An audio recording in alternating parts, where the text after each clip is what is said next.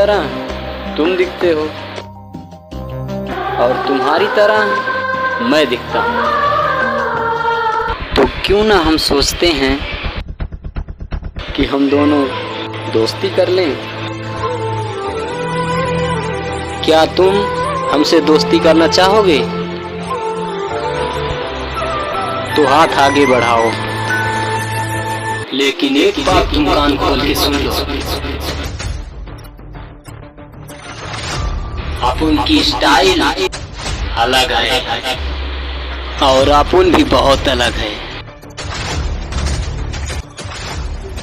ठीक है, सोचेंगे। Okay, bye. अगर वीडियो अच्छा लगा हो तो चैनल को सब्सक्राइब करके साइड में दी हुई बेल आइकन को ज़रूर दबाएं।